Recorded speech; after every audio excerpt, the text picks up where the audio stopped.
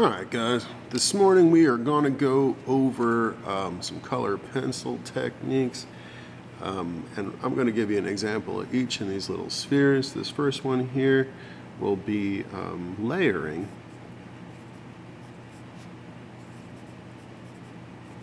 And layering is a process of putting one color on top of the other. You usually start out with a lighter color, so in this case we're going to start out with some yellow, and we're going to put this down without really pushing down on the pencil, right? So we're not really pushing on the pencil at all. Here I'm using a directional line up and down. It's a hatching motion. The color, you should always kind of control your marks. You don't want to scribble when you're doing marks like this. Scribbling in color pencil is a very bad idea. It'll give these directional marks leading all over the place in your drawing, and that's not really what you want. What you really want is to have a feeling of unity in the work and control where the eye goes, and textures that don't belong can really throw you off right away in your drawing. So you need to keep in mind that if you're coloring, or placing in color, I should say, because coloring is something else, that you're controlling how the color is going on, the application process, right? So here we've colored or put down some yellow, and now we're going to go over top of this with blue. And what you should start to notice is that these two colors begin to mix in the eye. So one layered on top of the other, yellow and blue, and then yellow and blue make green, right? So, and it's not always so apparent when you're first putting it down, but the secret of layering is to continue to build up the surface. So what we can do after putting in this light bit of the blue is we will switch back to the yellow again. And I'm going in the same direction as I did before. You notice that my pencil hasn't changed the way it's making mark. I don't want to go in all different directions. If I want to go in a different direction, that's fine, but what I'll have to do then is to think about keeping that direction the same the whole time.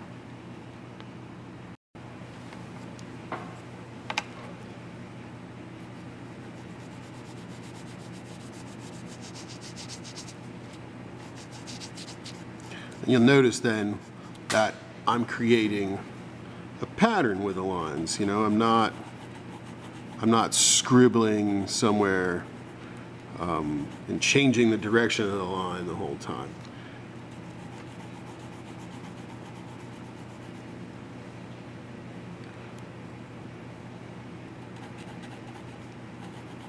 I'm also pushing very, very lightly. I'm keeping very lightly.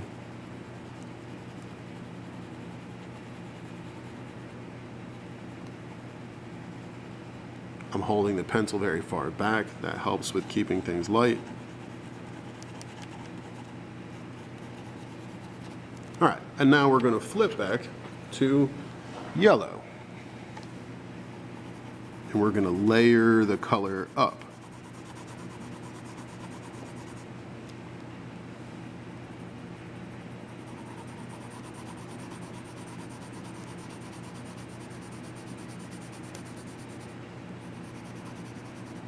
Now with each subsequent layer, I'm pushing just a little bit more than I was before. And you can still see there's two distinct colors that are happening here. It kind of gives a look like a heathered t-shirt, where you have little flecks of one color kind of showing through the other, but in the end it also gives this overall feel.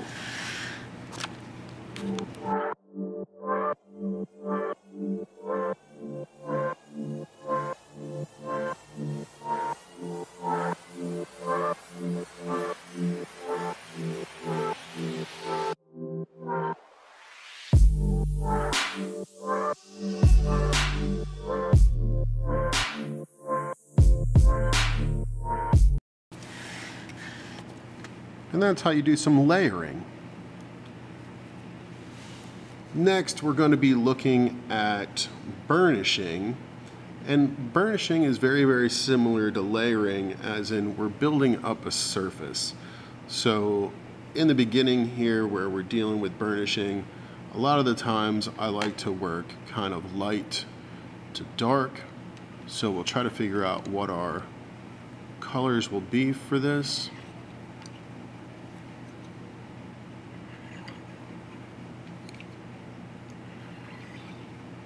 In this case, I'm going to choose a series of reds.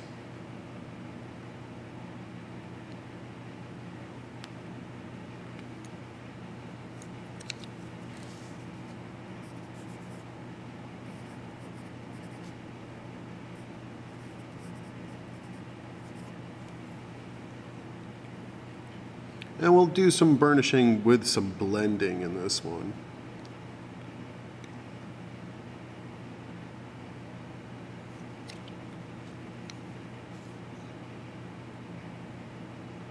So we usually want to start out with our whatever our mid-tone color is going to be in the color pencil when doing any type of blending.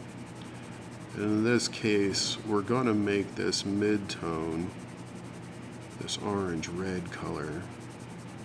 And I'm going to use a very similar technique as before, the back and forth idea when coloring. I'm not really hatching here, but I am doing this back and forth. It's flat on the side of the pencil, not on the tip of the pencil, right? Flat on the side of the pencil.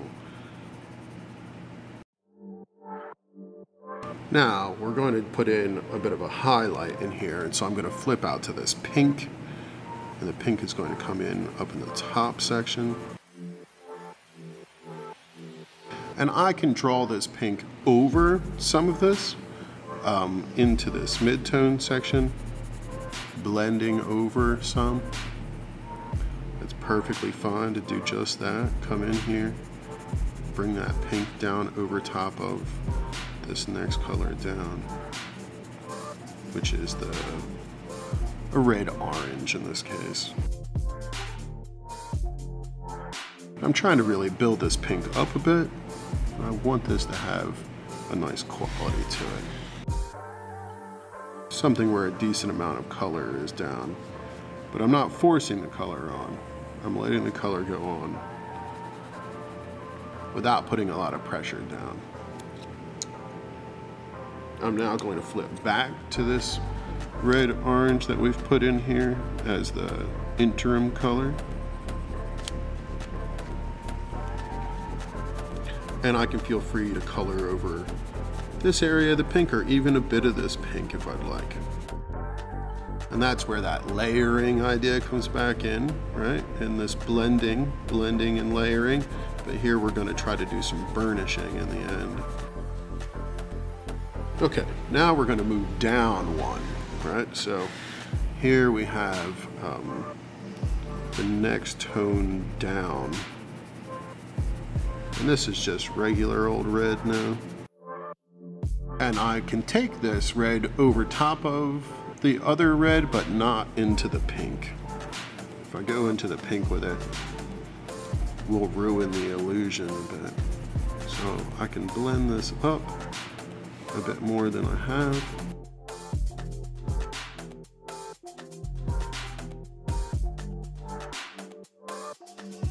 And then we can take our pink and we can think about going in between here and here, but we can't bring it down to the red at all.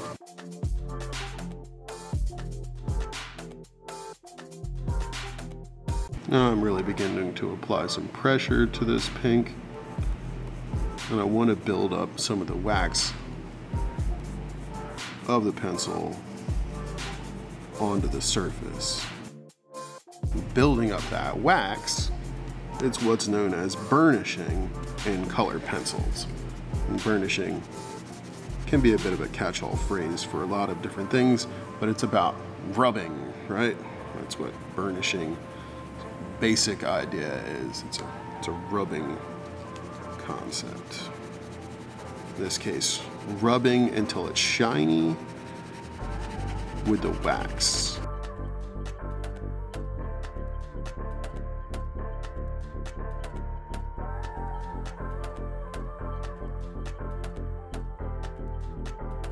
Now I'm going to flip out to the last color that I have. That's a red, that's a mahogany, and the mahogany is going to come all the way into the back section here. And remember, we can color that into this red, but not into the red orange.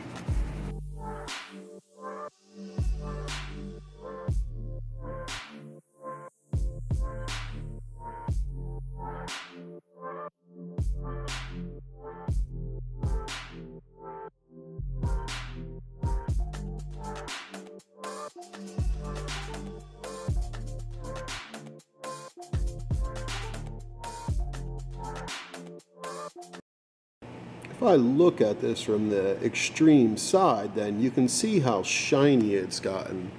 You can see the shine off of it. And that shine lets us know that we've done a decent job burnishing, right? Should be nice and shiny like that. All right, we'll give it a go and see what happens if we do some scraping in here. And I don't know how it'll turn out.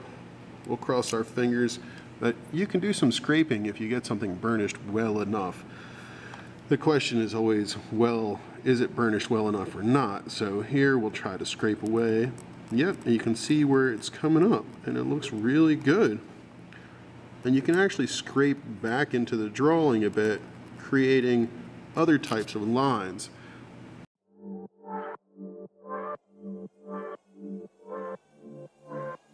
This is an interesting way to add some detail into a color pencil drawing that you might not actually be able to do any other way. But it only works when you have a really good burnished surface.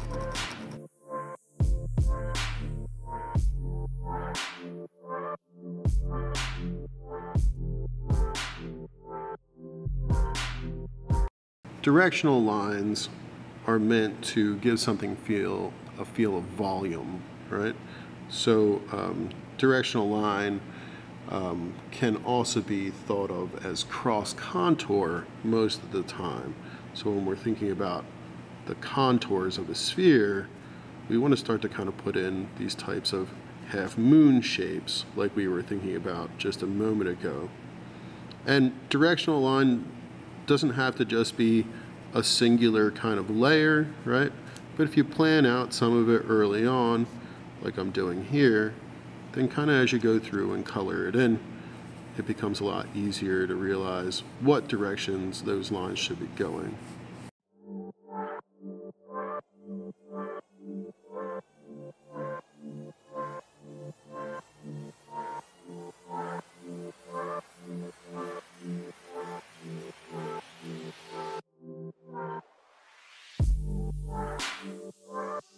When I was younger, I always used to think that you came out looking like a ball of yarn.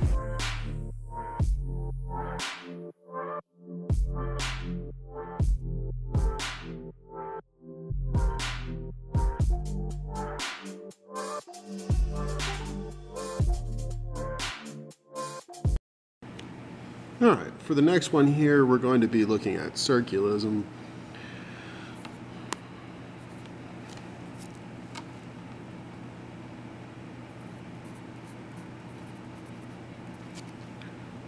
Sometimes it's also referred to as scumbling when it comes to color pencil. So, you know, circularism and scumbling, for color pencil's sake, can be very much interchanged. But circularism is something that we kind of think about when we think about pencil drawing a lot of the times. And it's really just putting down little circles when you're drawing.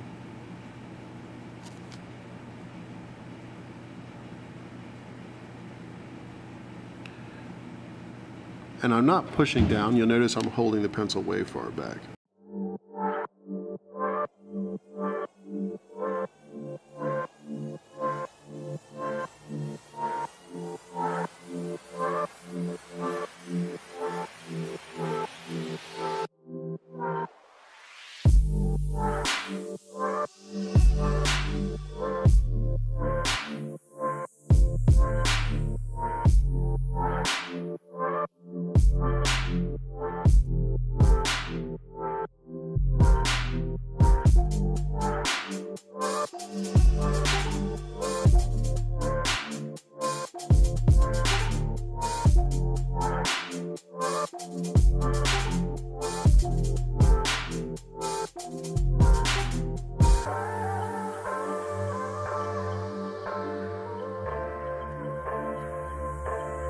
And you can see that Circularism really kind of gives a very soft feeling, right? It feels very soft in the end.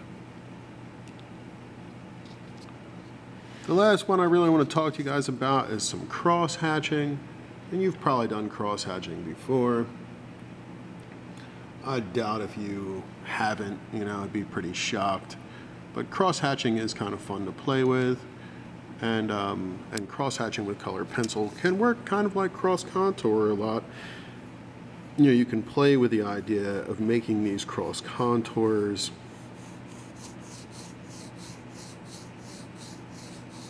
But rather than having it kind of come out like a yarn ball in the end,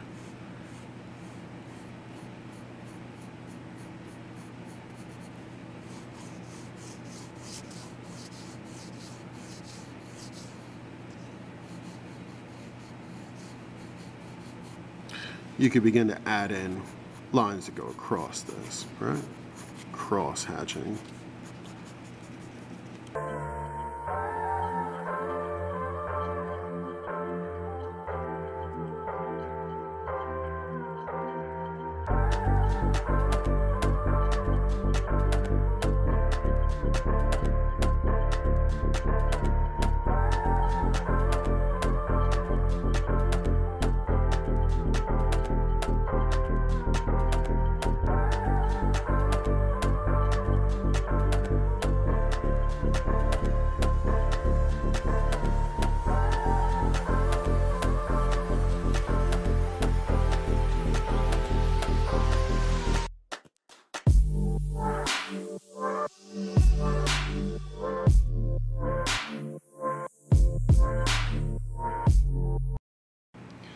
Alright guys, so to recap, there's some cross hatching. You can see you can add more colors into everything.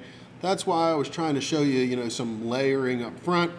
If I wanted to, even with the Circularism, we could have come in here and put a little darker green in. There's our cross contour. We got a couple of different colors going on in there. We have the scraping with the burnishing going on here. And then the first one we started out with is layering, right? So this is really what we're working at, or some colored pencil techniques that you can take with you, and hopefully you get something out of them. All right, talk to you later.